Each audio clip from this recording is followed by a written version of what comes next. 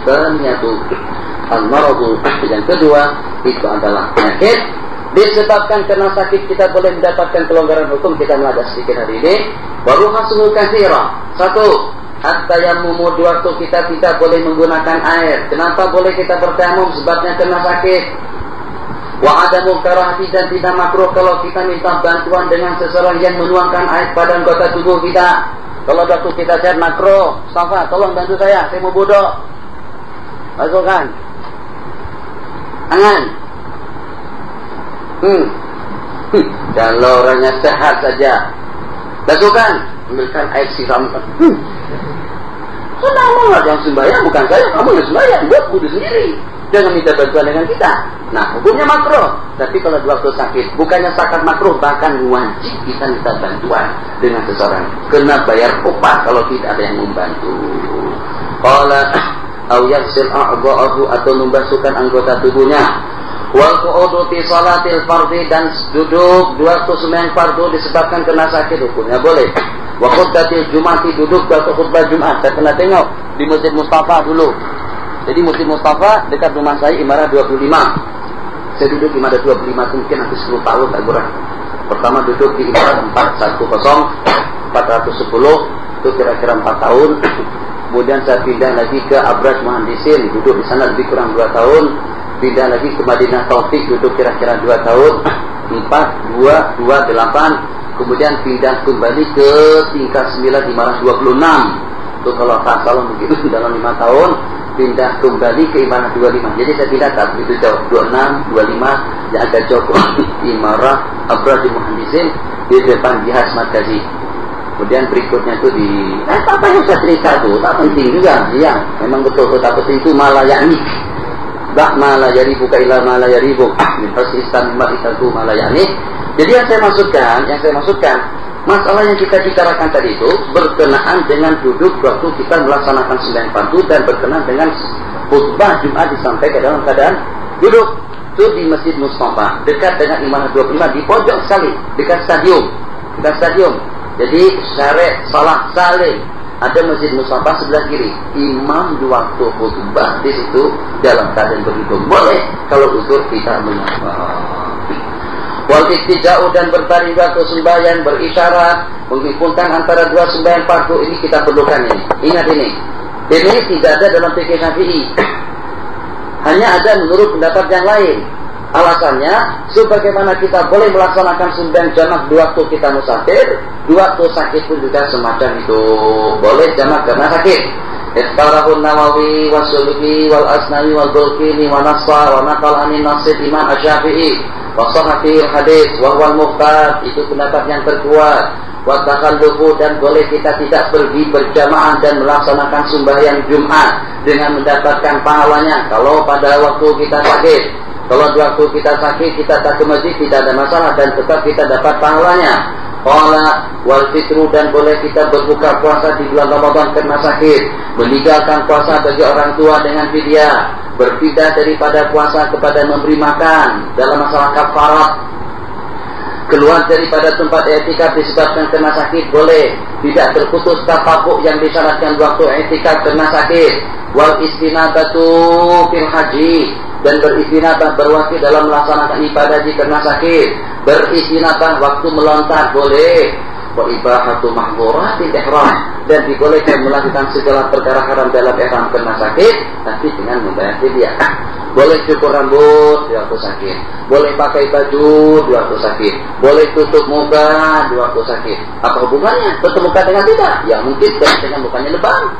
Malu kita kalau muka kita lebam di waktu ihram. Muka kita Allah bengkak. Jadi kita rasa tak seronok kalau ada orang tengok. Oke, tutup saja muka di waktu ihram, tapi tetap kita kena fidyah. Tahalul di waktu sakit menurut pendapat, berobat dengan najis dan arak pun juga menurut pendapat. Yang mu'tamad dalam mazhab Syafi'i, tak boleh kita berobat dengan najis, tidak boleh kita berobat dengan najis berdasarkan dengan hadis.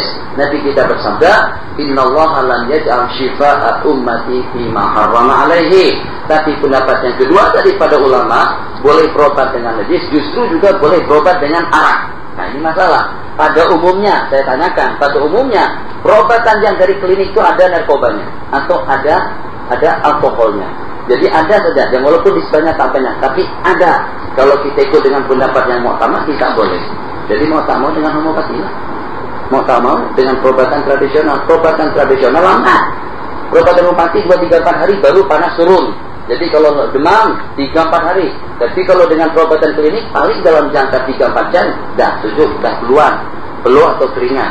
Ala kulli hal ingin berjaga-jaga dan lebih hati-hati. Jangan berobat dengan perobatan klinik, dan dia kadang-kadang menyembuhkan tapi memberikan kesan sampingan. Kalau dengan perobatan tradisional tidak semacam itu. Di Malaysia banyak perobatan tradisional. Ada sampai perobatan melalui cahaya. Apa namanya, saya tak boleh sebut panjang lah ceritanya. Ada kaca cermin di belakang.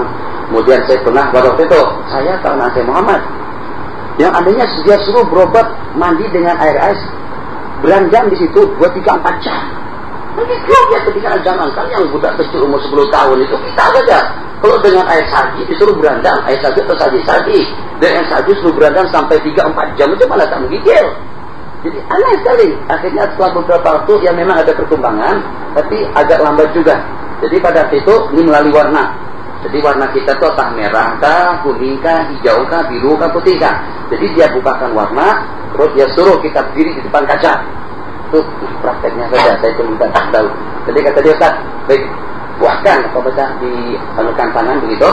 Jadi saya pun juga anu tangan saya begini. Jadi dia perlihatkan saya dengan warna kuning. Ya tarik Ustaz. Kalau memang betul-betul itu sesuai dengan warna kita, barangkali sulit untuk diturunkan. Tapi kalau tidak sesuai dengan warna kita, tarik, sudah langsung lupa. Oke, cek hidung. Apakah ada amanda atau ada apa di sini? Jadi diletakkan tangannya di sini. Kuat-kuat, tarik nafas, kuat. Oke, tak ada. Paru-paru. Jadi menolak tak menolak, maka itu bukan pengalaman kita. Jadi hati pun kira-kira betulkah ini? Obatnya mahal, ratusan. Ada lagi dengan cahaya mata, perobatan dengan cahaya mata itu di Jitra. Jadi langsung lihat macam-macam jenis obat-obatan yang jelasnya ada yang percaya, ada yang tak percaya sama sekali dengan semua jenis perobatan tradisional. Sebab obatnya sama, manis. Perobatan homopati itu semuanya manis. Anak-anak senang, dan sama dengan coklat kan, Masya Allah, semuanya putih. Jadi obat batuk, obat apa, semuanya sama. Begitu juga dengan apa yang telapak kaki itu. Coba sendiri bahasanya. Saya sebutkan pun juga tak boleh.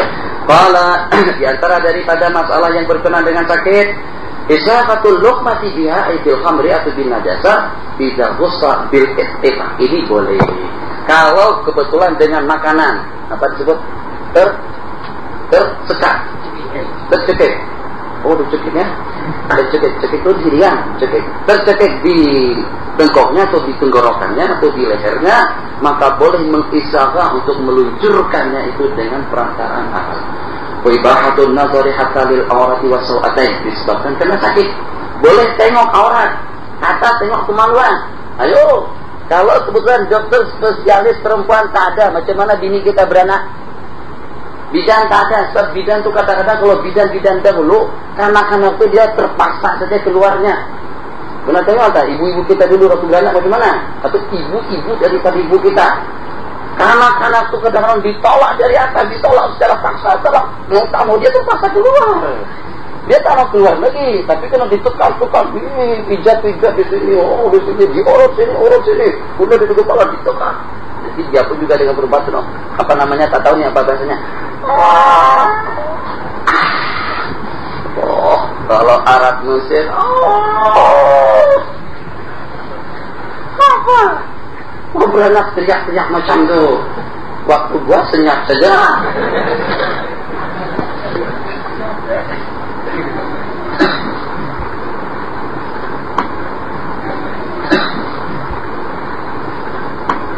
Jadi alhamdulillah lah, kecil-kecilnya orang kita ASEAN, tapi lebih tahan, lebih sanggup tahan dalam menghadapi cobaan yang semacam itu.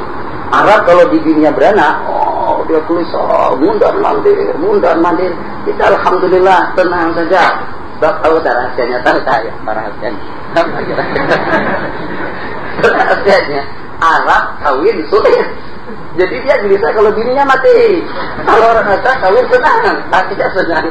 Mohon maaf, kok tak betul itu diralat lah. Jadi sedangkan nanti akhwat marah dengan satu macam mana. Katakan suami saya tenang semacam itu. Dia tenang bukan senang saya mati, susah. Dia tenang memang orangnya tenang dari awal, enggak. Jadi kalau salah tadi itu diralatan. Cuman kalau ada juga yang berpaksa, apa Ustaz hikmatnya? Orang Melayu bini beranak tenang, orang Arab bini beranak gelisah. Jadi kalau dipaksakan juga untuk mencarikan hikmatnya, itulah hikmatnya. Kata hikmatnya, orang Arab kawin susah, cari bini susah, mahar besar, harus ada syaqah mafrusyah, sayara, duit simpanan di bank berapa. Jadi cari wakil calon bini sulit. Kalau mati bini yang sedang beranak tadi itu, untuk kawin kembali itu masalah. Jadi kita kenapa tenang? Pikir kita kalau mati pun saya kawin kembali, kalau tenang saja dengan kita orang kasihan. Jadi asal ada duit cukup untuk mahar, insya Allah untuk yang selanjutnya masih boleh dibicarakan. Itu hikmat darurat saja. Jadi hikmatnya bukan 100%. Yang kedua, suatu yang kita saluti dan disaluti oleh orang Arab atau dikagumi oleh orang Arab, wanita-wanita yang lebih sabar pada waktu melahirkan. Jarang ada yang menjerit, justru berpikir badannya sendiri. Kita senang sekali. Jadi itu yang perlu kita tanamkan kepada istri kita waktu berada di hospital. Kalaulah ditakdirkan Allah dengan yang tidak elok, dia mati pada waktu dia sedang membaca Yasin. Kalau, saya katakan kalau, bukan menyuruh, kalaulah ditakdir Allah dia meninggal pada situ, meninggal dalam keadaan ingat kepada Allah. Yang kalau kebetulan tidak membaca Yasin, berzikir. Yang pertama, berzikir tak berzikir, teriak tak teriak, nangis tak nangis, tetap juga sakit. Apakah waktu teriak itu kurang sakit? Tetap saja kesakitan. Bukan berarti kalau saya teriak macam itu kurang sakitnya. Anakmu juga senang keluar jalan sendiri, dia tak ada. Dia akan keluar tengah yang walaupun menjerit-jerit. Kalau macam itu eloklah dengan kita tabah dan sabar, dengan iringan zikir, hati ingat kepada Allah. Mungkin dengan ingat kita tadi itu, dan memang itu secara positif, kita akan mendapatkan kemudahan di waktu bersalin.